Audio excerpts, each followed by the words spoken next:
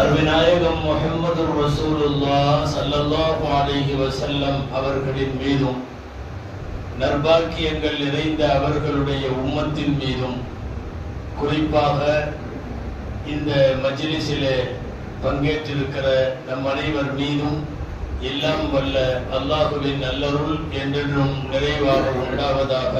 ஆமீன். கண்ணியத்திற்குரிய விழாவினுடைய தலைவர், மேடையிலே வீற்றிருக்கக்கூடிய சபைக்குரிய உலமா பெருமக்கள், மரியாதைக்குரிய இந்த மஸ்ஜிதினுடைய நிர்வாக பெருமக்கள்,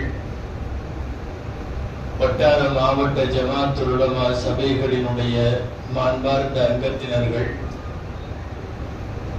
இந்த நகரங்களில் பல்வேறு மார்க்க ஸ்தாபனங்களில் பணியாற்றக்கூடிய உலமாக்கள், உமராக்கள், வருகை தந்திருக்கிற பெரியோர்கள், செவிமடுத்துக் கொண்டிருக்கிற தாய்மார்கள், உங்கள் அனைவருக்கும் என் ஆரம்பமான அஸ்ஸலாமு அலைக்கும் வரஹ்மத்துல்லாஹி வபரகாத்துஹு.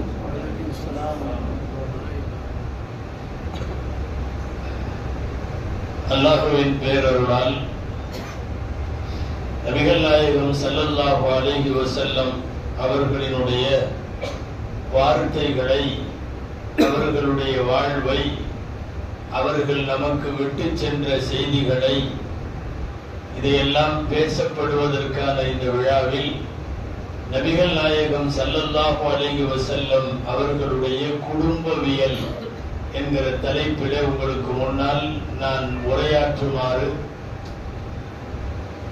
பணிக்கப்பட்டிருக்கிறேன். அன்னலாரின் அழகிய குடும்பவியல். நம்முடைய குடும்பங்களை நபிகள் நாயகம் ஸல்லல்லாஹு அலைஹி வஸல்லத்தினுடைய குடும்ப வாழ்க்கையோடு ஒரு ஒப்பீடு செய்து பார்த்து என்னவெல்லாம் நம்முடைய குடும்ப வாழ்க்கைக்கு தேவை என்பதை, நபிகளாருடைய வாழ்க்கையிலே எப்படி இருந்தது என்பதை எல்லாம் சிந்தித்து பார்க்க வேண்டும்.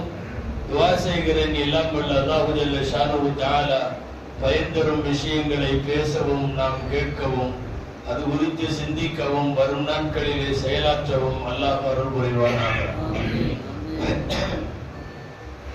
அன்பானவர்களே, இஸ்லாம் ஒரு குடும்ப அமைப்பு சார்ந்த மார்க்கம். உலகத்திலே நிறைய மதங்களில் திருமணம் செய்யாமல் மனைவி மக்கள் இல்லாமல் வாழுவதை புனிதம் என்று சொல்லப்பட்டிருக்கிறது. நிறைய சமயங்களில் பொதுவா நிறைய மதங்கள்ல கல்யாணம் பண்ணாம இருந்தா அவருக்கு பக்தி அதிகம்னு கொண்டாடுறாங்க. திருமணம் செய்யாமல் வாழுதல், தனித்து வாழுதல் அப்படிங்கிறதெல்லாம் சந்நியாசமாய் வாழுதல், துறவரமாய் வாழுதல், மனைவி மக்கள் இல்லாமல் வாழுதல், கூட்டு வாழ்க்கை இல்லாமல் தனியாக வாழுதல், இது எல்லாம் புனிதமாக எல்லா சமயங்களிலும் கருதப்படுகிறது. ஆனால் இஸ்லாத்தை பொறுத்தவரை திருமணம் வாழ்க்கையில இணையல் என்ன, அவன் பாதி மனிதன். குடும்ப வாழ்க்கையோடு வாழ்ந்தால் மட்டும்தான் அவன் முழு மனிதன், இல்லாவிட்டால் பாதி மனிதன். இஸ்லாம் ஒரு குடும்ப அமைப்பு சார்ந்த மார்க்கம். ஃபேமிலி ஓரியன்டட் ரிலிஜியன் அப்படின்னு பேர் இஸ்லாத்துக்கு. குடும்ப அமைப்போடு தான் இருக்கும், குடும்ப அமைப்பிலே தான் வாழ வேண்டும். உங்க எல்லாத்துக்கும் தெரியும், இந்த குடும்ப அமைப்பு என்பது ஒரு கணவன், மனைவி, குழந்தைகள் இப்படி வாழுகிற குடும்ப அமைப்பு நாம கண்டுபிடிக்கல, மனிதர்கள் கண்டுபிடிக்கவில்லை. கண்டுபிடித்தது யார்? ரப்புல் ஆலமீன். கண்டுபிடித்தது அல்லாஹ். முதல் ஜோடி சேர்த்தது அல்லாஹ். நீங்க ரெண்டு பேரும் சேர்ந்து வாழ வேண்டும் என்று சொன்னது அல்லாஹ். அன்பானவர்களை, நாம கண்டுபிடிச்சிருந்தா இது காலப்போக்கில் சரியில்லாம போயிருக்கும். துவக்கி வைத்தவன் எல்லாம் வல்ல அல்லாஹ் ரப்புல் இஸ்ஸத்.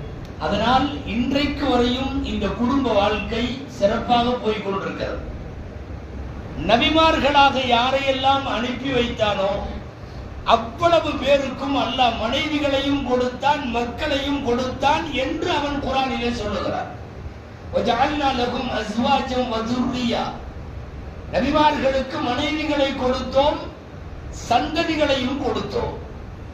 அந்த அடிப்படையில் நபிகள் நாயகம் ஸல்லல்லாஹு அலைஹி வஸல்லம் அவர்களுக்கும் மனைவி மக்கள் எல்லாம் இருந்தது.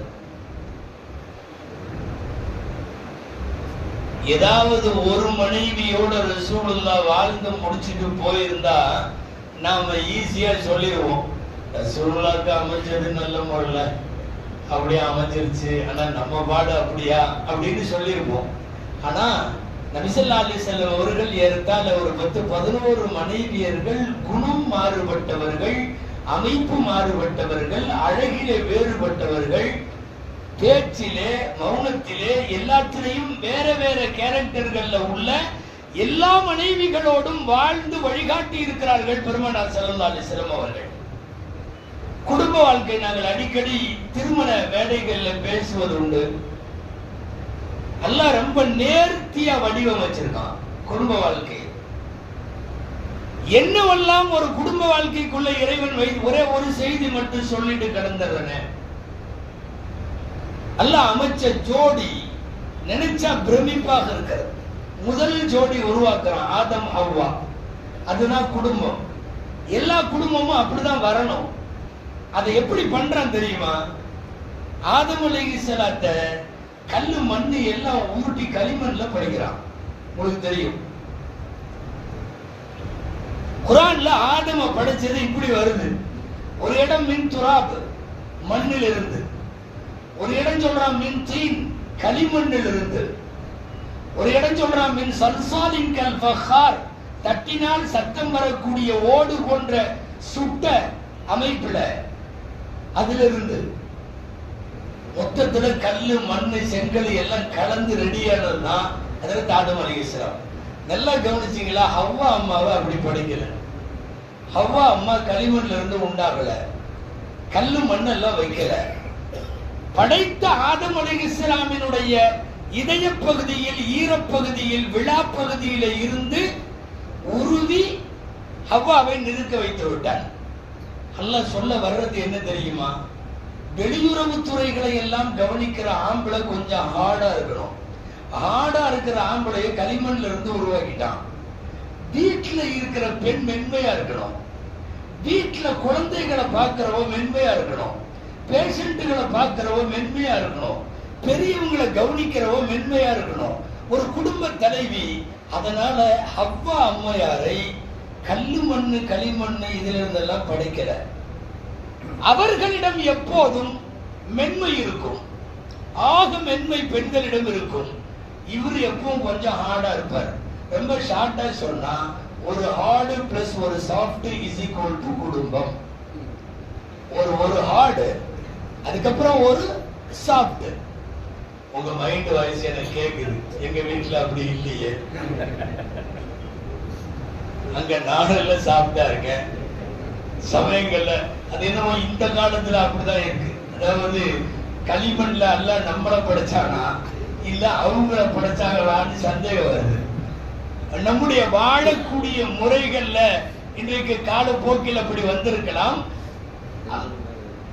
பொம்பளைகள் இருக்காங்களா இல்ல இன்னைக்குள்ள பொம்பளைகள் அப்படி இருக்காங்கன்னு தைரியமா சொல்லலாம். ஏன்னா அங்கங்க அடியெல்லாம் உழுவுது.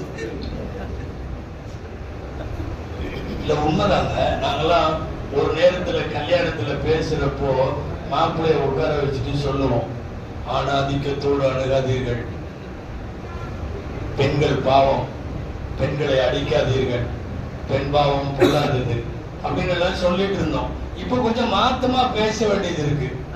பெண்களே பெண்ணாதிக்கத்தோடு இருக்காதீர்கள், ஆண்கள் பாவம், ஆண் பாவம் பொல்லாதது, ஆம்பளைகளை கொஞ்சம் நீங்க இறக்கத்தோட நடத்துங்க. நான் சொல்ல வருவது, அல்லாஹ்வுடைய அழகான குடும்ப கட்டமைப்பு கொஞ்சம் வெளித்துறவு துறைகளை கவனிக்கக்கூடிய ஆணை கடுமையாய், வீட்டுக்குள்ளே இருப்பவளை மென்மையாய், இந்த கடுமையும் மென்மையும் சேர்ந்த ரெண்டுமே ஹார்டா இருந்தா விளங்காத ஒரு ஃபேமிலி, ரெண்டுமே மென்மையா இருந்தாலும் சரிப்படாத ஒரு ஃபேமிலி. அல்லாஹ் அமைத்த அற்புதமான ஒரு கெமிஸ்ட்ரி சேஞ்ச். இது ஒரு ரசாயன மாற்றம் அல்லாஹ் ஏற்படுத்துகிறான். மிக அற்புதமான குடும்ப வாழ்க்கை. நபிகள் நாயகம் ஸல்லல்லாஹு அலைஹி வஸல்லமுடைய குடும்ப வாழ்க்கை அப்படின்னு உள்ள போனா ஒரு 10-11 மனைவிகளை பத்தி எல்லாம் பேச வேண்டாம். ஒரே ஒரு மனைவி. சொல்ல போனா அவங்க தான் கரெக்டா ரசூல் ஸல்லல்லாஹு அலைஹி வஸல்லத்துக்கு உண்மையான நீண்ட கால மனைவி. யாருங்க? அன்னை கதீஜா ரலியல்லாஹு அன்ஹா. நான் முதல்ல ஒரு முன்னுரை சொல்லிடுறேன்.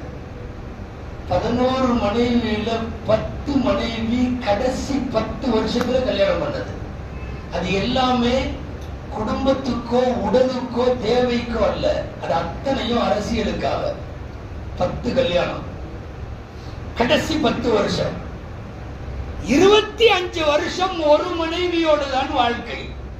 பெற்ற மக்கள் 7 பேர்ல 6 பேருக்கு அந்த ஒரு பெண் தான் தாய். அன்னை கதீஜா ரலியல்லாஹு அன்ஹா. பெருமானார் ஸல்லல்லாஹு அலைஹி வஸல்லத்திற்கு 7 குழந்தைகள். ஒரே ஒரு இப்ராஹிம் என்கிற குழந்தை கடைசியாக உள்ள அடிமை பெண் மாரியா கிப்தியா ரலியல்லாஹு அன்ஹாவுக்கு பிறந்தது. மீதி 6 குழந்தைகளும் ஒரே ஒரு தாய்க்கு தான் பிறந்தது, கதீஜா அம்மா. ரசூலுல்லாஹ்வுடைய மனைவி கிட்டத்தட்ட அவங்க மட்டும்தான் 25 வருஷம்.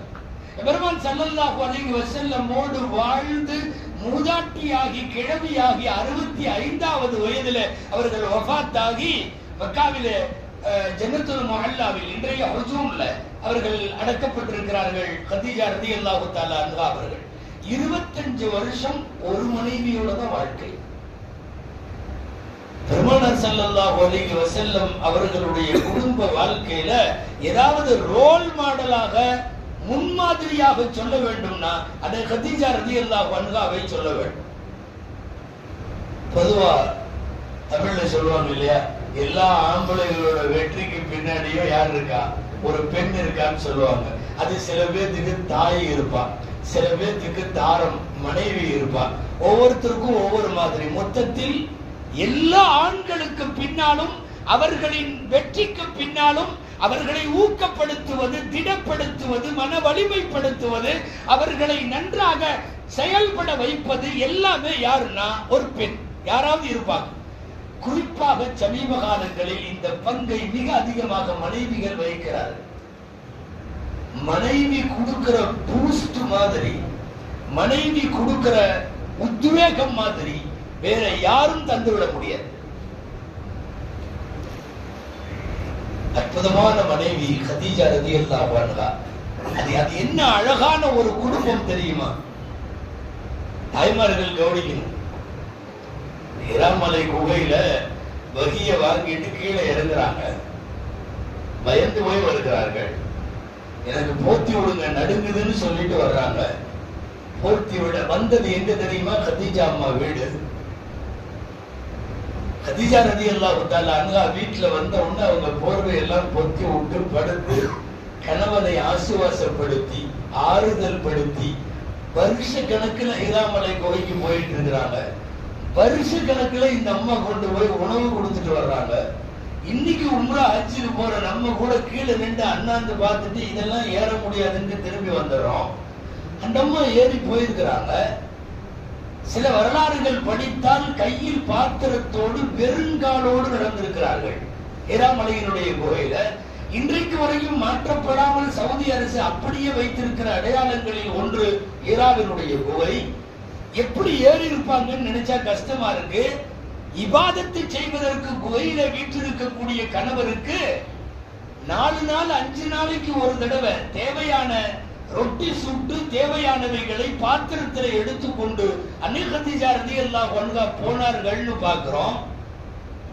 ஒரு நாள் வஹி 40வது வயதுல வந்த உடனே ஜிப்ரீலை கண்ட பின்னால் இக்ரா பிஸ்மி ரப்பிக சூராவின் 5 வசனம் மட்டும் இறங்கியதற்கு பின்னால் அங்கிருந்து வந்து படுத்து பதறி போய் ரசூலுடைய வார்த்தையில சொன்னா, நான் சொல்றது சஹீஹுல் புகாரியினுடைய ஃபர்ஸ்ட் பேஜ், சஹீஹுல் புகாரியினுடைய முதல் பக்கம் இந்த ஹதீஸ் இருக்கு.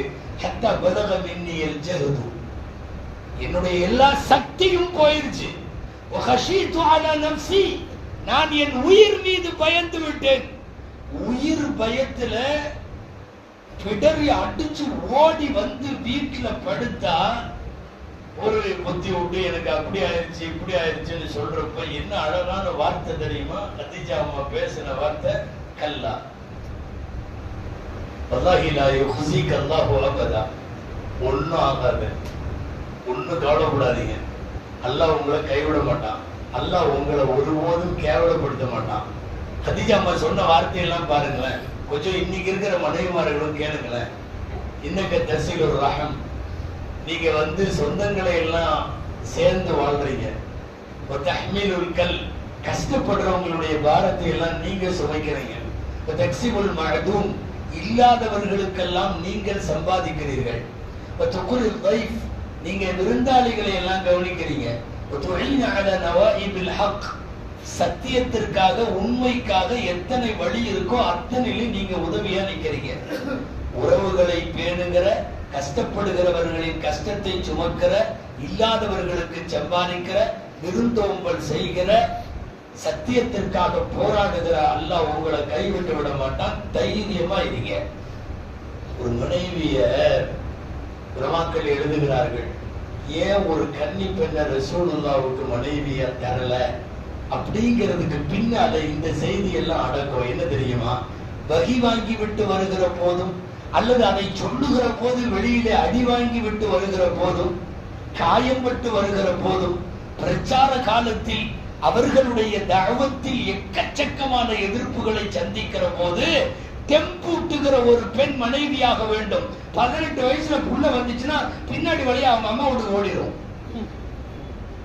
உட்கார்ந்து ஆறுதல் சொல்ல வேண்டும், தேற்ற வேண்டும். எந்த மாதிரி, அதான் நான் சொல்றேனே, மனைவி ஆறுதல் படுத்துற மாதிரி யாரு ஆறுதல் படுத்தினாலும் செட் ஆகாது. நம்மளுக்கே ஏதாவது பிசினஸ்ல இதுல ஏதாவது ஒண்ணு நட்டோன்னு வைங்களேன், யார் யாரோ உடுமாப்பிள்ள பாத்துக்கலாம், இதெல்லாம் சரியா போயிடும், அப்படி மச்சான் இப்படி மச்சான் என்னென்னமோ பேசுவாங்க, எதுவும் எடுக்காது. வீட்டுல நம்ம மனைவி ஒண்ணும் இல்ல, பாத்துக்கலாம், என்னமோ கஷ்டமோ நஷ்டமோ, நீங்க தைரியமா இருங்க, அல்லாஹ் அப்படி பண்ணுவான், நம்ம இன்ஷா அல்லாஹ் மேல வந்துருவோம். 4 வார்த்தை மனைவி பேசிட்டா எக்கச்சக்கமான வேர்ல்ட் பவர் உள்ள வந்துரும் நமக்குள்ள. நான் அந்த மாதிரி சொல்றது இல்லைங்கிறது ஒரு முக்கியமான விஷயம். தாய்மார்கள் இருக்கிறாங்க, நீங்களே முடிவு பண்ணுங்க. இன்னைக்கு ரேஞ்சுக்கு எங்கேயாவது ஒருத்தருக்கு வகி பின்னங்கால் பிடரை அடிக்க ஓடி வந்தானோ அப்பவே சொன்ன போகாதன்னு கேட்டியா? முதல் வார்த்தை இதான் வரும் இல்லையா? போறானா தொழுக போறேன்ட்டு போய் குகையில உட்காந்து ஓடி வர்றது முடிஞ்சுதான். அவர் அதுக்கப்புறம் அந்த குகை பக்கம் போகவே மாட்டார். சும்மா பள்ளிவாசலுக்கு போனவே அப்படின்றாங்கல்ல, எல்லாரும் தொழுக போற மாதிரி போனா போதும். கொஞ்சம் லேசா இவர் முத்துற மாதிரி தெரியுது, கொஞ்சம் லேசா இவர் தாடி கீடியுமா அப்படி ஒரு மாதிரி அலையிற மாதிரி தெரியுதுன்னாவே வேற மாதிரி வார்த்தை வரும். ஆனால் ஆண்டு கணக்கிலே போய் வகி வந்த போது மேல உட்கார்ந்துட்டு வகியை வாங்கிவிட்டு உயிர் பயத்தில் வருகிற போது வீட்டிலே படுக்க வைத்து ஆறுதல் சொல்லுகிற அற்புதமான கவுன்சிலிங், உலகத்திலேயே பெஸ்ட் கவுன்சிலர் மனைவிதான். அதுல நபிகள் ஸல்லல்லாஹு அலைஹி வஸல்லத்துக்கு கவுன்சிலிங் ஃபர்ஸ்ட் கிளாஸ் கவுன்சிலிங் கொடுத்தது கதீஜா அம்மா ரலியல்லாஹு தஆலா அன்ஹா. என்ன மாதிரி மனைவி! அல்லாஹு அக்பர். எல்லா அடியும் கொடுக்குறாங்க, கல்லெடுத்து போடுறான், மனைவி மக்களை தப்பா பேசுறான், ரோட்ல நின்றுட்டு குடும்பத்தை பத்தி கேவலமா பேசுறான், எல்லாத்தையும் வாங்கிட்டு அந்த அம்மா இரும்பு பெண்மணி அன்னை கதீஜா அம்மா. வீட்டுல இருக்கிற கணவன் மாற்ற எப்படி பேசுறாங்க? ஒண்ணு வேணா நம்ம இன்னைக்கு இருக்கிற சூழ்நிலை எடுத்துக்கோமே, யாராவது ஒரு அசாரத்தையும் வச்சுக்கோமே, அவர் கவலை வாங்கி இருக்கு சொல்றேன், ஒரு பேச்சுக்கு சொல்றேன். அவர் பாட்டுல வீட்டுல படுத்திருக்காரு, டொப்புன்னு ஓட்டு மேல கல்லு உழுகுதுன்னு வைக்கிறேன். ஏங்க அப்பவே சொன்ன இந்த ஊர்ல வானான்னு, நம்ம வாங்க வேற ஊருக்கு போலாம், வேற எங்கேயாவது போய் வேலை செய்யலாம், இந்த ஊர்ல ஏன் நம்ம இருக்கணும் அப்படித்தானே சொல்லுவாங்க. எல்லா மனைவிகளும் அப்படித்தானே, எங்கள் வீட்டிலும் உங்கள் வீட்டிலும். ஆனால் திரும்ப திரும்ப அடி வாங்குகிற போது, திரும்ப திரும்ப தாக்கப்படுகிற போது, ஒரு குடும்பத்தை மிக மோசமாக வர்ணிக்கிற போது, விமர்சிக்கிற போதும் என்ன துணிவும் தைரியமும் திராணியும் ஊக்கமும் மன வலிமையும் இருந்தால் ஒண்ணு கவலைப்படாதீங்க, யாரும் ஒண்ணு பண்ண முடியாது, அல்லாஹ் நம்ம கூட இருக்கான் இப்படின்னு மனைவி வீட்டை சொல்ற, கணவன்கிட்ட சொல்ற மனைவி அற்புதமான கவுன்சிலிங். ஏன் ரசூலுல்லாஹ்வுக்கு ஸல்லல்லாஹு அலைஹி வஸல்லத்துக்கு சின்ன வயசு மனைவிய முதல் மனைவியா கொடுக்கல என்கிற வரலாற்று காரியத்திற்கு பின்னால் கிதாபுகளில் கதீஜா அம்மாவினுடைய இவ்வளவு மதிநுட்பம் வாய்ந்த செயல்பாடுகளை எல்லாம் எழுதுகிறார்கள். சாதாரணமான விஷயமா? அது மட்டும் இல்ல, அவங்க செஞ்சது நிறைய வேலைகள். அண்ணலாருடைய அழகிய குடும்பம்னா ஃபர்ஸ்ட் இவங்க நினைப்பு தான் வரும், மற்ற மனைவிமார்களை எல்லாம் விட. கூப்பிட்டு இது அதிகமா பயான்ல சொல்லலாமான்னு தெரியல, ஆனா நடந்த உண்மை. கதீஜா ரலியல்லாஹு தஆலா அன்ஹா வஹீல இராமலை குகையில நடந்ததை பூரா கேட்டாங்க. சொல்றேன், எல்லாம் சொன்னாங்க. இப்படி சத்தம் வந்துச்சு, மணி ஓசை மாதிரி சத்தம் வந்துச்சு, இடத்துல எல்லாம் அசைற சத்தம் வந்துச்சு, அப்புறம் மலக்குக வந்தாங்க, அப்புறம் சத்தம் வந்தது, என்னை ஓட சொன்னாங்க, நான் ஓடுறவன் அல்லன்னு சொன்னேன், திரும்ப ஓட சொன்னாங்க, நான் இல்லைன்னு சொன்னேன். இருக கட்டி பிடிச்சாரு அந்த மலக்கு. இறுக்கமா கட்டி பிடிச்சதுல என் உயிர் போற அளவுக்கு இருந்தது. அப்படி கட்டி பிடிச்சி என்னை விட்டாரு, என்ன ஓத சொன்னாரு. இப்படி எல்லாம் அப்புறம் 3வது தடவை நானா ஓத ஆரம்பிச்சுட்டேன். இந்த வசனம் தான் வந்துச்சுன்னு 5 வசனத்தை ஓதி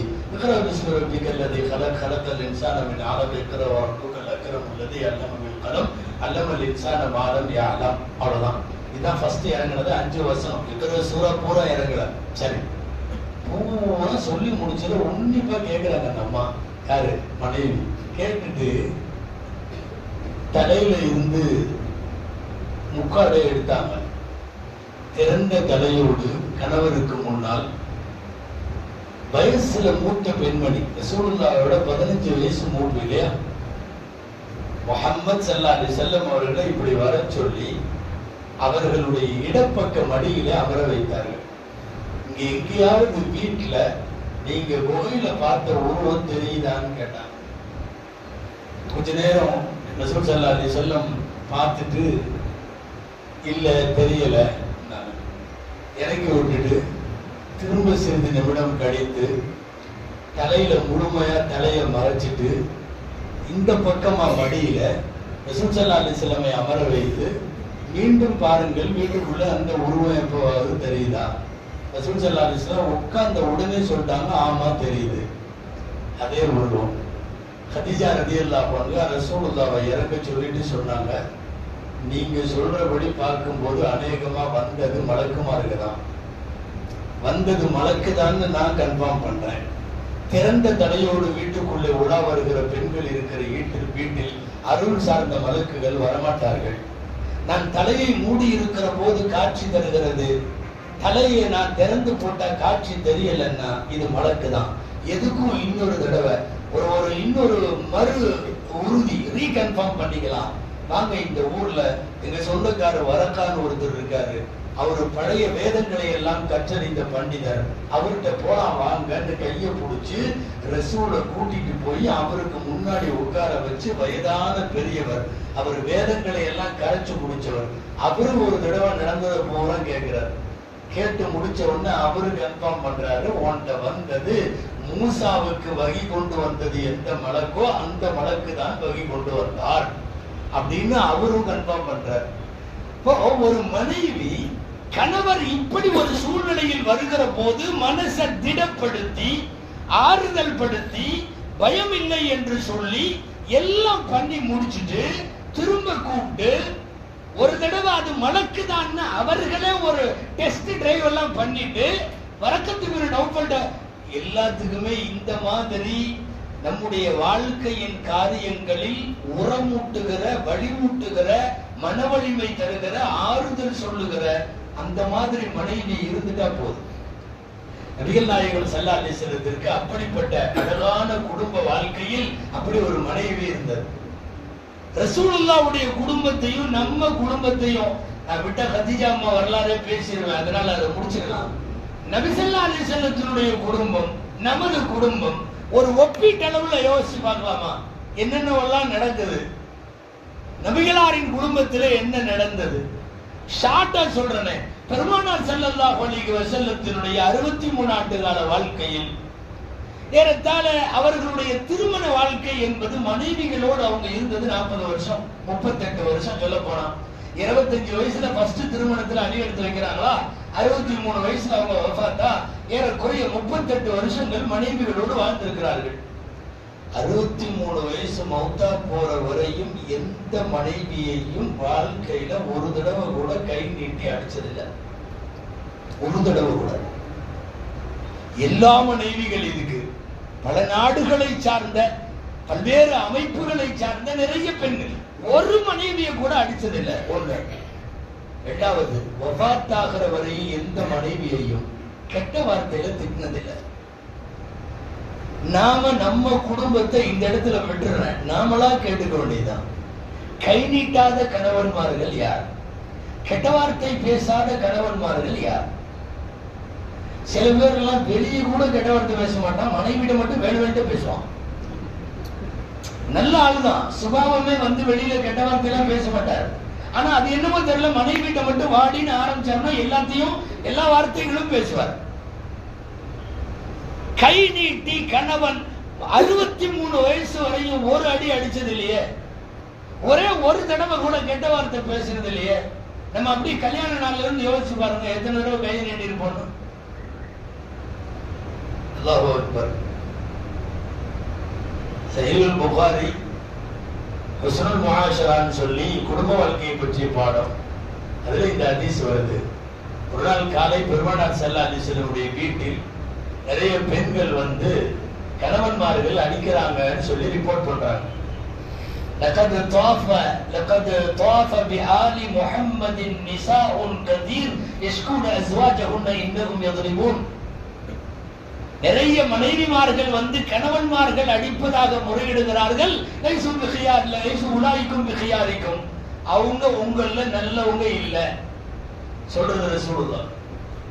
எவன் மனைவியை அடிக்கிறானோ அவன் நல்லவன் அல்ல சொல்லுவது ரசூல் ஸல்லல்லாஹு அலைஹி வஸல்லம். சஹீஹ் முஸ்லிம்ல இப்படியே வருது, லை யத்ரிபுல் கியார், நல்லவர்கள் அடிக்க மாட்டார்கள். அப்பனா அடிக்கிறவங்க யாருன்னு நம்மளா முடிவெடுக்க வேண்டியதான். என்ன அழகான வார்த்தை, லை யத்ரிபுல் கியார், நல்லவர்கள் அடிக்க மாட்டார்கள். தாய்மார்கள் கொஞ்சம் கவனிச்சுக்கணும். நல்ல வீட்டுக்காரங்கெல்லாம் டோஸ் உடுத்துச்சு இன்னைக்கு அப்படின்னு நீங்க நினைப்பீங்க, நீங்க அடிச்சாலும் அதான் சட்டம். நல்ல பொம்பளைங்க அடிக்க மாட்டாங்க, நல்ல பொம்பளைங்க கெட்ட வார்த்தை பேச மாட்டாங்க, கழிச்சன போகன்னு ஆரம்பிக்க மாட்டாங்க. ஒரு அம்மா அபூ ஜஹம்னு ஒருத்தர் பொண்ணு கேட்கிறாரு, நான் கட்டிக்கிட்டுமா கல்யாணம் பண்ணட்டுமா ரசூலுல்லாஹ்ட்ட வந்து அனுமதி கேட்டுச்சு. மஷூரா ரெண்டு பேர், அதாவது கணவர் வஃபாத்தாகியோ விவாகரத்தாகியோ அந்த அம்மா விதவை ஆயிட்டாங்க. இப்ப ரெண்டு பேரும் பொண்ணு கேட்கிறாங்க. ஒருத்தர் முஆவியா ரலியல்லாஹு அன்ஹு, இன்னொருத்தர் அபூ ஜஹம்னு ஒருத்தர். இது சஹீஹ் முஸ்லிம்ல வருது. அந்த அம்மா வந்து கேட்கிறாங்க, நான் இந்த ரெண்டு பேர்த்துல யாரை கல்யாணம் பண்ணட்டும்? ரசூலுல்லாஹ் ரெண்டு பேர்த்தையும் வேணாம், வேற யாரையாவது கல்யாணம் பண்ணிக்கலாம். முஆவியா ரலியல்லாஹு அன்ஹு காசு இல்ல அவர்கிட்ட, அறவே வேண்டாம், குடும்ப வாழ்க்கையை நடத்துற அளவுக்கு அப்பா அவர்கிட்ட இல்ல. நிறைய முஆவியா இருக்காங்க, இது ஒரு முஆவியா. அப்புறம் இன்னொருத்தர் அபூ ஜஹம், அவரையும் கல்யாணம் பண்ணாரு. ஏன் அப்படின்னு கேட்டுச்சு அந்த அம்மா. அவரு குச்சியை கீழே வைப்பதில்லை, குச்சியை கீழே இப்படின்னு சொன்னாங்க. இந்த ரிவாயத்து இன்னும் விரிவாக சஹீஹ் முஸ்லிம்ல இன்னஹு பர்ராபுன் நிசா, பெண்களை ரொம்ப அடிக்கிறவரு அப்படின்னு வருது. அடிக்கிற கணவன் நல்லவன் அல்ல, கெட்ட வார்த்தை பேசுகிற கணவன் நல்லவன் அல்ல. இது நபி ஸல்லல்லாஹு அலைஹி வஸல்லம் ஊர் உலகத்திற்கு சொன்னது மட்டுமல்ல, வாழ்க்கை முழுக்க எந்த பெண்ணையும் அவர்கள் மனைவிமார்களை கெட்ட வார்த்தை பேசியதில்லை, கை வைத்ததும் இல்லை. இன்னைக்கு நாம நம்மளுடைய குடும்ப வாழ்க்கை கிட்டத்தட்ட ஒவ்வொருத்தரும் 10 வருஷம் 20 வருஷம் 30 வருஷம் வாழ்ந்து முடிச்சவங்க இருப்பாங்க. அவர்கள் அவர்களையே கேட்டுக்க வேண்டியதுதான். எத்தனை தடவை சில பேர் எல்லாம் குறைந்தபட்சம் அந்த அம்மா மேல அடிச்சு கை வைக்க முடியலன்னாலும் ஆத்திரத்தை எங்கேயாவது தட்டுல காட்டி, டிஷ்ல காட்டி, குழந்தைகிட்ட காட்டி, சமயங்களை போன அடிச்சு உடைக்கிறான் அவன் சவுத்துல அடிச்சு. என்ன பண்ண டென்ஷன் ஆயிடுச்சு அப்படின்னா அங்க அடிக்க முடியாது, ஏன்னா திரும்ப அடி விழுகுது. அதனால போனை தூக்கி அடிக்கிறதெல்லாம் உண்டு. அதாவது மனைவிகளை நோக்கி கையை நீட்டுபவர்கள் ஒண்ணு யோசிக்கணும். எல்லாம் சொல்லுகிறாங்க. ரசூல் ஸல்லல்லாஹு அலைஹி வஸல்லம், நான் ஆரம்பத்தில் அந்த ஹதீஸ் தான் படிச்சேன். அவர்கள் பலவீனமாக படைக்கப்பட்டவர்கள், உங்கள மாதிரி கல்லு மல்ல படிக்கல. பலவீனம், ஒரு பலவீனமானவனின் மீது கையை பிரயோகிப்பதை யோசிக்க வேண்டும். கையை பிரயோகிப்பது நமக்கு சம அளவுள்ளவர்கள்ட்ட தான் இது பண்ணணும். பலவீனமான எந்த பலவீனமானவங்களையும் நீங்க பாட்டுல ரொம்ப ஒரு கட்டத்துல அப்படி இது பண்ணீங்கன்னா பலவீனமானவங்க அவங்க திரும்பிக்குவாங்க. பலவீனமானவனுக்கு பலம் வந்துடும்.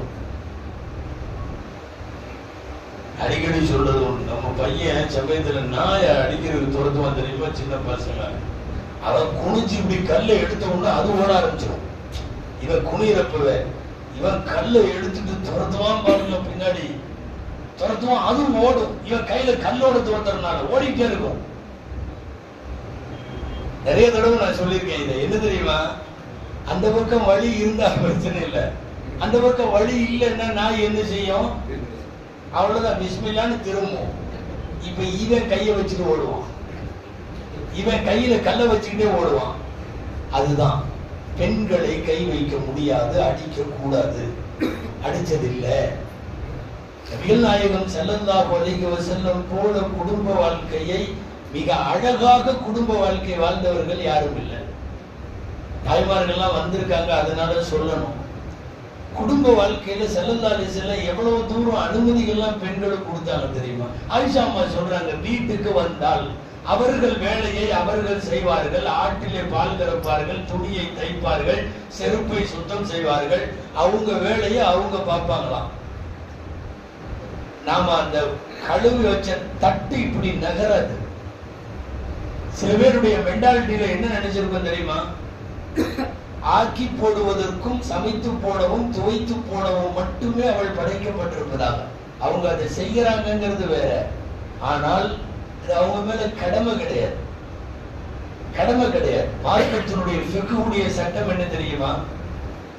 ஒரு பொம்பளை சமைக்க முடியாது அப்படிங்கிற மாதிரி சொன்ன போது கணவனுடைய கடமையை குறித்து துருல் முக்தார் போன்ற ஃபத்வா நூல்கள்ல எழுதுறாங்க,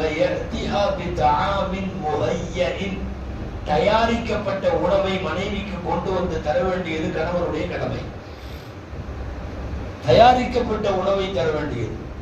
பெருமானார் ஸல்லல்லாஹு அலைஹி வஸல்லம் மாதிரி உள்ள குடும்ப வாழ்க்கை வேற மாதிரி. எல்லா வகையிலையும் ஒரு குடும்பத்தை அழகிய குடும்பவியலாக மாற்றுவதற்கு மாப்பிளைக்கு தகுதியா என்ன தெரியுமா? செலவழிக்கிற அளவுக்கு அவனுக்கு காசு இல்ல, மனைவி மக்களை கொடுக்கிற அளவுக்கு நாம கல்யாணம் பண்ண வேணாங்குது. இன்னொன்னு சொல்லலாமா? செலவுக்கு அவர் கரெக்டா தரலன்னா பாக்கெட்ல கையை விட்டு எடுத்துக்கலான்னு இருக்குது. மேல வேற உட்கார்ந்து இருக்காங்க. செலவுக்கு கரெக்டா தரல. அபூ சுஃபியானுடைய மனைவி வந்து கேட்டார் ரசூலுல்லாஹ், கணவர் கஞ்சத்தனம் பண்றாரு, இன்ன ஜௌஜி ரஜுலுன் ஷஹீஹும், ரொம்ப கஞ்சத்தனம் பண்றாரு, தரமாட்டேங்கிறார். ரசூலுல்லாஹ் சொன்னாங்க, காசை நீ பாக்கெட்ல இருந்து எடுத்துக்கலாம். குதி மா யக்ஃபீகி வ வலதகி பில் மஅரூஃப். எல்லாம் கவனிக்கணும். நீ கையை விட்டு காசை எடுத்துக்கோ, உனக்கு போதுமான அளவும் உன் குழந்தைக்கு போதுமான அளவும். இந்த வார்த்தை உங்களுக்கு பொம்பளைகளுக்கு ரொம்ப சந்தோஷமா இருக்கலாம். இந்த கடைசி வார்த்தையை நல்லா பொம்பளைகளும் கவனிக்கணும். பில் மஅரூஃப், போதுமான அளவுக்கு தான் எடுக்கணும், தேவைக்கு கரெக்டா தான் எடுக்கணும். தம்பிக்கு கொடுத்து விடுறதுக்காக அள்ளி போடக்கூடாது, அவங்க வீட்டுக்கு சப்ளை பண்றதுக்கெல்லாம் அள்ளக்கூடாது. உனக்கும் உன் குழந்தைக்கும் தாங்க ரசூலுல்லாஹ், உனக்கு அளவுக்கு உன் குழந்தைக்கு அளவுக்கு எவ்வளவு தேவையோ அதுவும் பில் மஅரூஃப்னா அளவா கரெக்டா எடுத்துக்கணும். இதுக்கு மட்டும் அனுமதி உண்டு. பெருமானார் ஸல்லல்லாஹு அலைஹி வஸல்லம் அவர்கள் கற்றுத்தந்த அழகான குடும்பவியல் அம்சத்திற்குள்ளே இது எல்லாம் அடக்கம். அன்பானவர்களை, சில நேரம் நீங்களும் நினைக்கலாம், ரசூலுல்லாஹ்க்கெல்லாம் நல்ல மனைவிகள் அமைஞ்சாங்க அப்படின்னு. யார் யாருக்கெல்லாம் சரியில்லையோ அவங்க எல்லாம் நினைக்கிறது உண்டு. ஆனா ரசூலுல்லாஹ் துவா செஞ்சாங்க. ஒரு துவா நினைச்சா ஆச்சரியமா இருக்கு. அல்லாஹும்ம இன்னி அஊது பிக மின் இம்ரஅத்தின் துஷய்யிபுனி கப்லல் மஷீபி, துஷய்யிபுனி கப்லல் மஷீபி. யா அல்லாஹ், நிறை வருவதற்கு முன்னாலேயே என்னை நிறைக்க வைத்து விடுகிற பெண்களிடமிருந்து நான் உன்னை பாதுகாப்பு தேடுறேன். வலதின் யகூன அலைய வபாலா, எனக்கு முசீபத்தாய் அமைந்து விடுகிற பிள்ளைகள் இருந்து நான் பாதுகாப்பு தேடுறேன். இதுல ஃபர்ஸ்ட் வார்த்தை என்ன தெரியுமா? துஷய்யிபுனி கப்லல் மஷீபி, நிறை வரும் முன்பே என்னை நிறைக்க செய்து விடுகிற. அப்படின்னா மனைவியுடைய டார்ச்சர்ல எல்லா முடியும் நிறைச்சு போயிருமா? நிறை வரும் முன்னால. சமயத்துல 35 வயசுலயே எல்லா முடியும் வெள்ளையா நிறைய பேர் சுத்துறாங்க. எல்லா முடியும் வெள்ளையா, என்ன காரணம்னு தெரியல.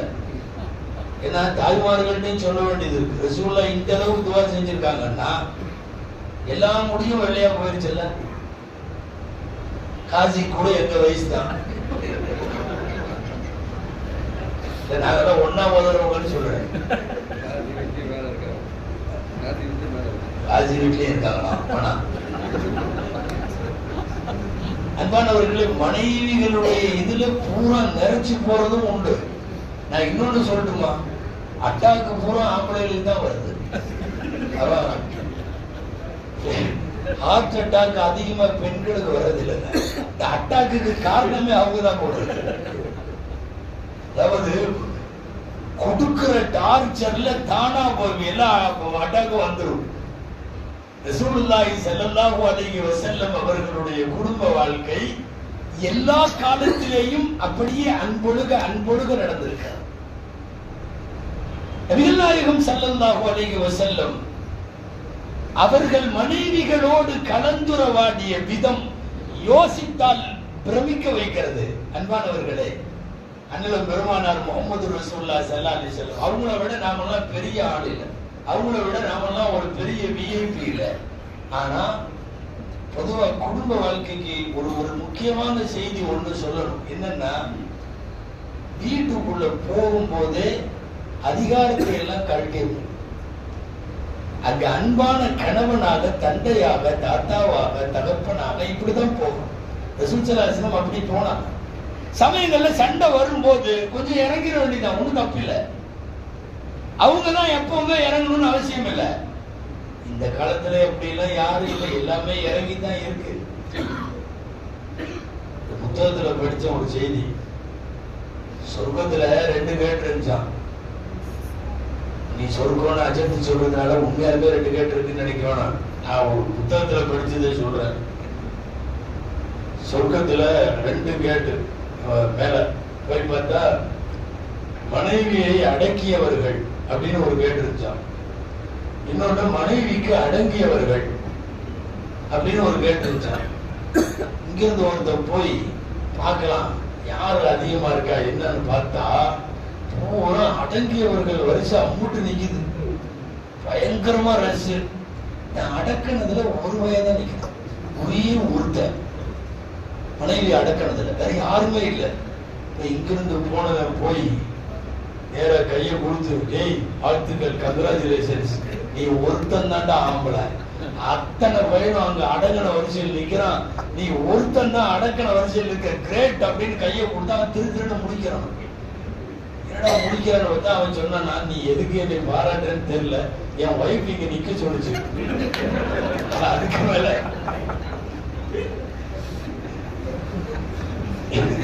அவன் எல்லாத்துக்கும் மேல அது எங்க நிக்க சொன்னா அங்க போய் நின்றுவா போடுறது. அதாவது அடக்கித்தான் இருக்க வேண்டும் என்றால் குடும்ப வாழ்க்கையில் ஜெயிக்க முடியாது. ரசூலுல்லாஹ் விடவா, யாரும் சத்தம் போட்டு பேசாதீங்க அப்படின்னா யாரும் பேச மாட்டாங்க. அப்படி ரசூல் ஸல்லல்லாஹு அலைஹி வஸல்லம் வைக்கவே இல்லை. ஸல்லல்லாஹு அலைஹி வஸல்லம் பேசுவார்கள், அவர்களும் பேசுவார்கள். சமயங்களில் செல்லமாய் அன்பாய் சண்டை போடுவார்கள். எல்லாமே நடக்கத்தானே செய்தது. ஒரு நேரம் கணவன் இறங்குவதும் ஒரு நேரம் மனைவி இறங்கி போவதும் இது எல்லாமே சேர்ந்தான். இதுல நபிமார்கள் குடும்பமா இருந்தாலும் சரி, மனைவிமார்கள் கொஞ்சம் சவுண்ட் எல்லாம் போட்டிருக்காங்க. நபிமார்கள் குடும்பம் அப்படின்னா ஆச்சியார் குடும்பம், அஜத்து குடும்பம் எல்லாம் என்ன எல்லாம் தான் இருக்கும். இவருக்கு எதிராக வெளியில வேணா யாரும் பேச மாட்டாங்க. பெரிய அஜத்து மௌலானா அப்படியா இப்படியா பெரிய காசியாக்கும்பாங்க. உள்ள வேலையாவது உள்ள கொஞ்சம் அவங்களும் பேச தானே செய்வாங்க. எல்லா குடும்பம் பெரிய மன்னர் இருந்தார். ஹாரூன் ரஷீது ஒருத்தர் இருந்தாருங்க, பாதுஷா, நல்ல மனுஷன். ரலியல்லாஹு அன்ஹு. ரஷீதா கலீஃபா ராஷித் இருந்தார், நேர்வழி பெற்ற கலீஃபா, அப்பாசிய கலீஃபா. அது ஹாரூன் ரஷீத் பாதுஷா. அவங்க மனைவி தான் அந்த அம்மா ஜுபைதா ரலியல்லாஹு அன்ஹா. ஜுபைதா அம்மா என்ன அற்புதமான ஜோடி தெரியுமா?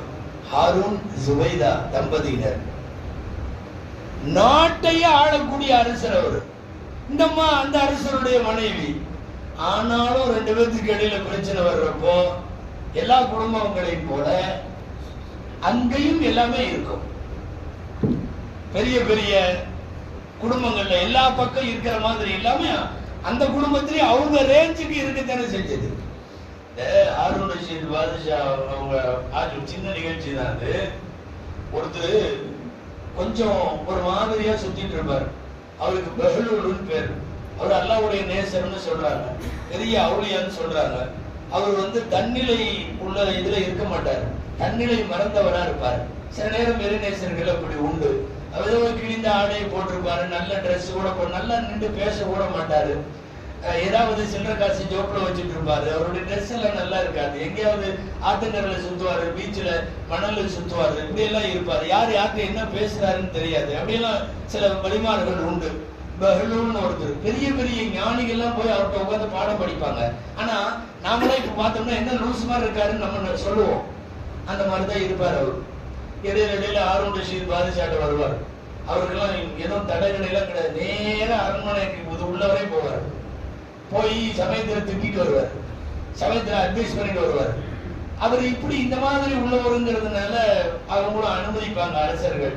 வா பெஹ்லூல், என்ன விஷயம் அப்படிம்பாங்க.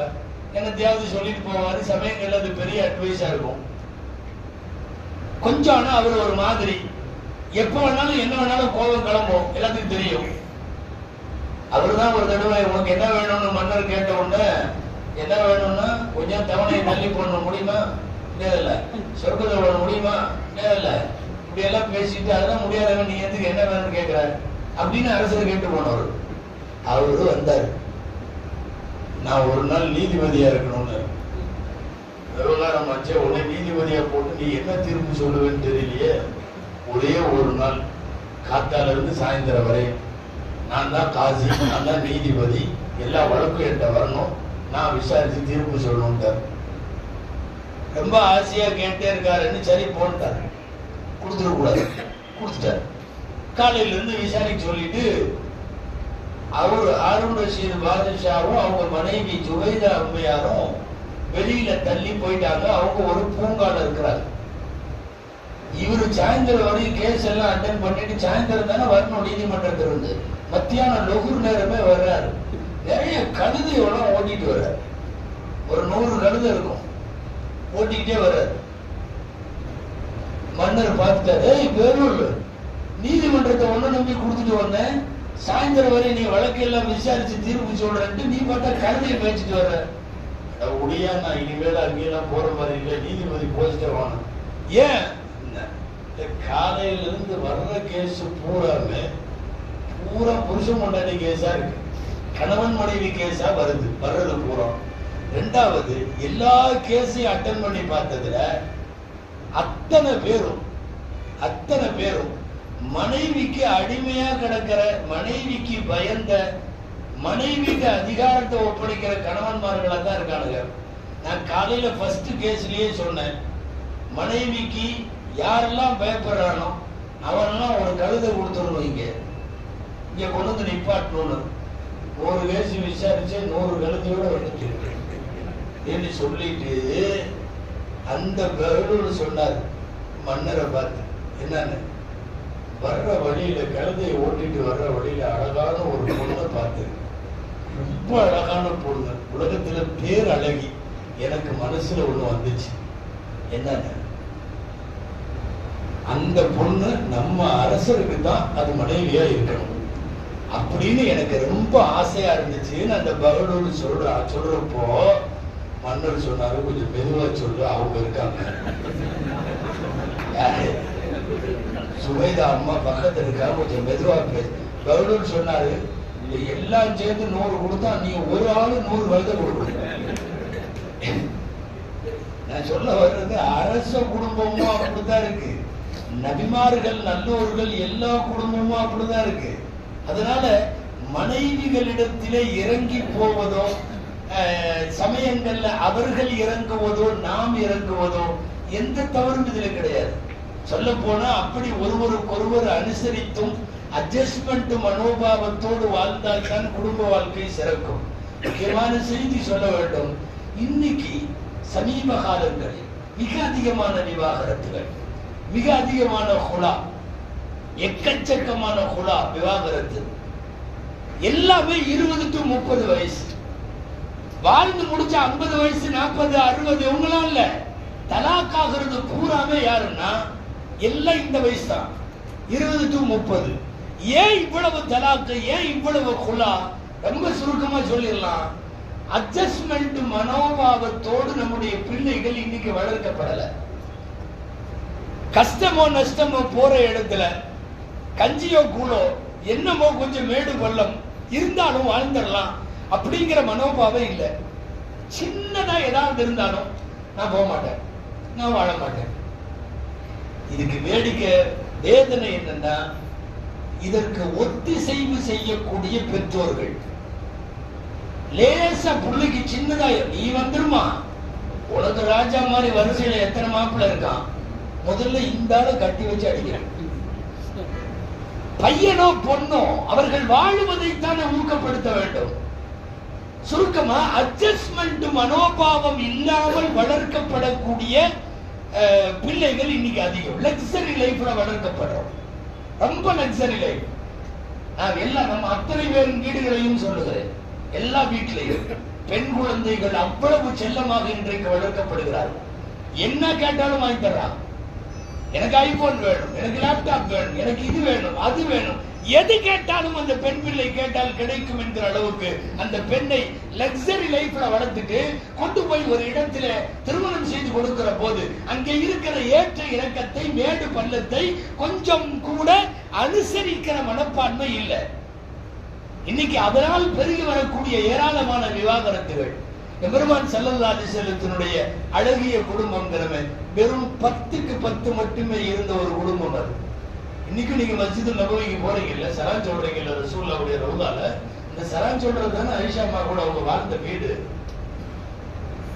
வெறும் 10க்கு 10ங்க, வெறும் ஒரு சின்ன ஒரு நம்முடைய பொட்டிக்கடை மாதிரி உள்ள வீடு. ஆனா அந்த குடும்பத்தில இருந்த குதூகலம் இன்னைக்கு வளைச்சு மெத்த கட்டி இருக்கிற நம்ம குடும்பத்துல இல்லையே, பயங்கரமான பங்களா கட்டி இருக்கிற நம்ம குடும்பத்துல இல்லையே. அதிக சுகபோகங்களை கொடுத்து பிள்ளைகளை மேடு பள்ளமான வாழ்க்கைக்கு தயார் செய்யாம ரொம்ப சுகத்தை கொடுத்து லக்ஸரி லைஃப்ல மட்டுமே வாழக்கூடிய சூழலை கொடுத்து விட்டு கெடுத்து கொண்டிருப்பது சில பெற்றோர்கள். அல்லாஹ் பாதுகாக்க வேண்டும். நான் கடைசியாய் ஒன்றை சொல்லி நிறைவு செய்கிறேன். குடும்ப வாழ்க்கையை பொறுத்தவரை நபிகள் நாயகம் ஸல்லல்லாஹு அலைஹி வஸல்லம் அவர்களுடைய வாழ்க்கையின் முழு செய்திகளையும் படித்து முடிக்கிற போது இன்னைக்கு நடக்கிற மேஜரான 2 மிஸ்டேக் குடும்பத்தில். 2 மிஸ்டேக். ஒண்ணு, மனைவிக்காக மனைவியின் பிரியம் பாசம் காதல் நல்லா சொல்லிட்டு மனைவிக்காக அல்லது மனைவியின் சொல்லை கேட்டு பெற்றோர்களை நோவினை செய்வது, பெற்றோர்களை உதாசீனப்படுத்துவது, பெற்றோர்களை தள்ளி வைப்பது, பெற்றோர்களை பாராமுகமாக இருப்பது. இது மிகப்பெரிய ஆபத்தை தரும். நான் எல்லா கணவன் மனைவிகளுக்கும் சொல்லுகிறேன், ஒரு கணவன் தன்னுடைய மனைவியின் பேச்சை கேட்டு பெற்றோரை கொடுமைப்படுத்தினார், மிகப்பெரிய குற்றம். இதே சம அளவு இன்னொன்னு குற்றம் என்ன தெரியுமா? அக்கா தங்கச்சி அம்மா அத்தா இவங்க பேச்சு எல்லாம் கேட்டுட்டு உன்னை நம்பி வாழ வந்தவளை நீ கொடுமை செய்யறது, அதுவும் சம அளவுல தவறு. இந்த மேஜரான இந்த 2 தவறு சமீப காலங்களில் தமிழகத்தினுடைய இஸ்லாமிய குடும்பங்கள்ல நடக்குது. ஒண்ணு, மனைவியின் பேச்சை கேட்டு பெற்றோரை தள்ளி வைப்பவன். இன்னொன்னு, பெற்றோரோ அல்லது உடன் பிறந்த அக்கா தங்கைகளோ அண்ணன் தம்பிகளோ இவர்களின் பேச்சை கேட்டுவிட்டு உன்னை நம்பி வாழ்க்கையை ஒப்படைத்து விட்டு வாழ வந்த அந்த வீட்டினுடைய மருமகளை கொடுமைப்படுத்துவது. இந்த 2மே குற்றம். அளவீட்டில் சொல்ல போனா மனைவிக்காக பெற்றோரை பகைக்குதல் என்பது, பெற்றோரை தள்ளி வைத்தல் என்பது மன்னிக்க முடியாத மாபாவம். ஒரு குடும்ப வாழ்க்கையில எத்தனை சிக்கல் வந்தாலும் தயவு செய்து இந்த 2 தரப்பு உறவை பேணுவதில் தான் குடும்ப வாழ்க்கையினுடைய வெற்றி அடங்கி இருக்கிறது என்பதை மாத்திரம் கவனத்திலே கொள்ளுங்கள். எல்லாம் வல்ல அல்லாஹ்விடத்திலே துஆ செய்வோம்.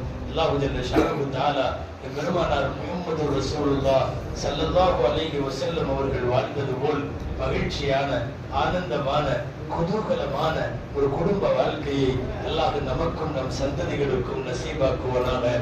ஆமீன். وآخر دعوانا الحمد لله رب العالمين.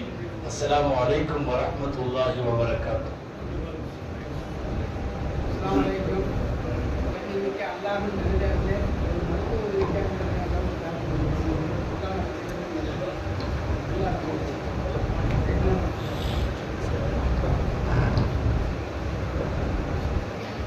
அல்ஹம்துலில்லாஹ்.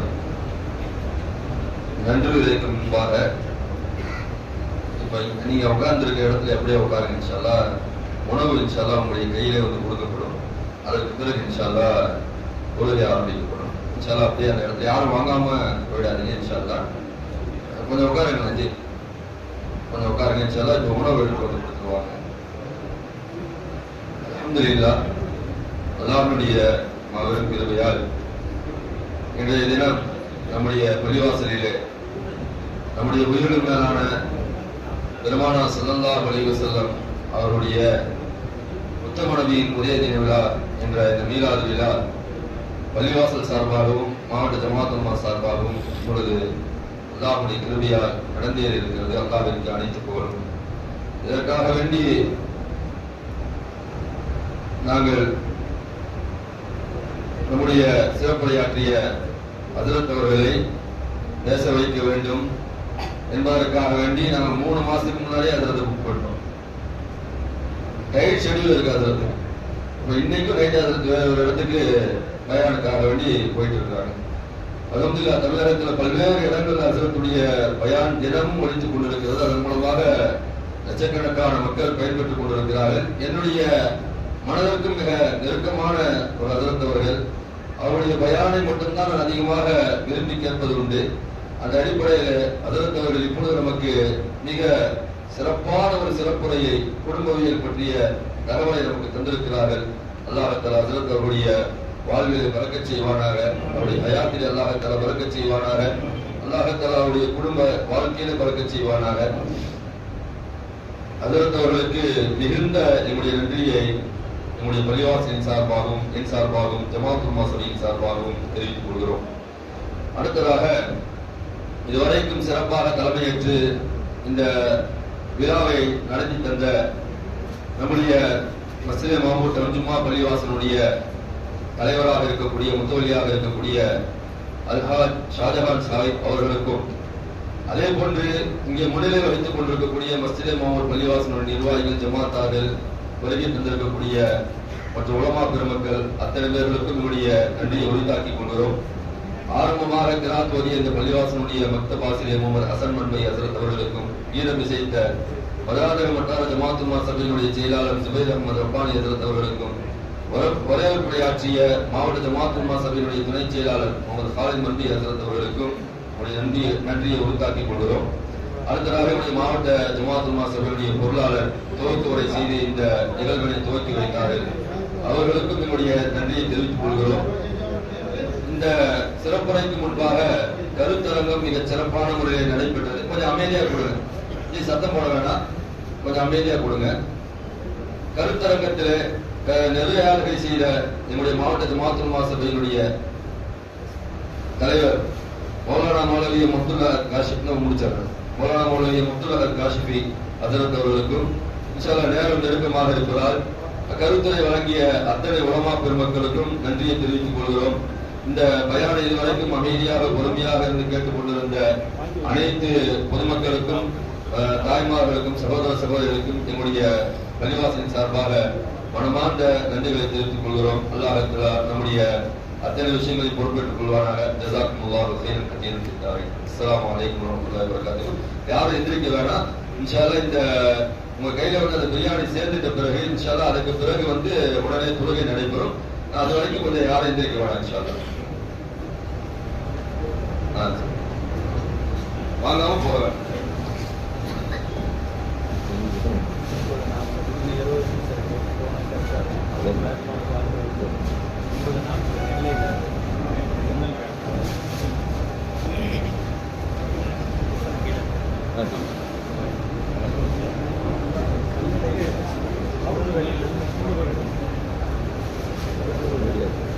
யாத்துக்கு கொடுக்குறோம் நெசம் திங்க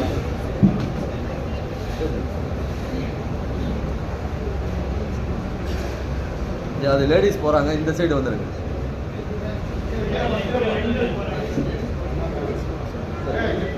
எந்திரிக்க வேணாம், அப்படியே எழுதி.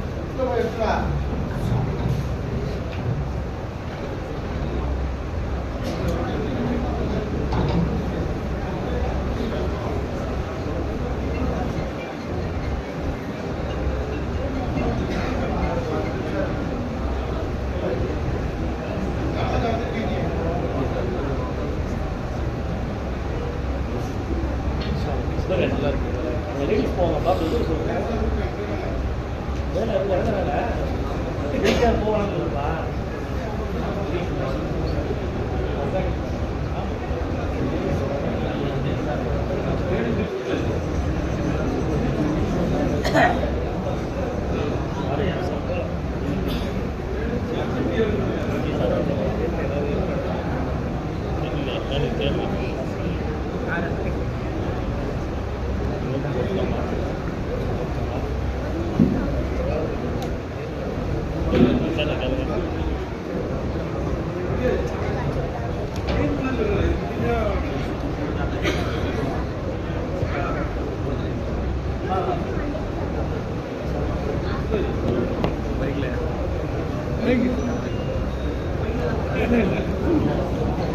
Saya jemput.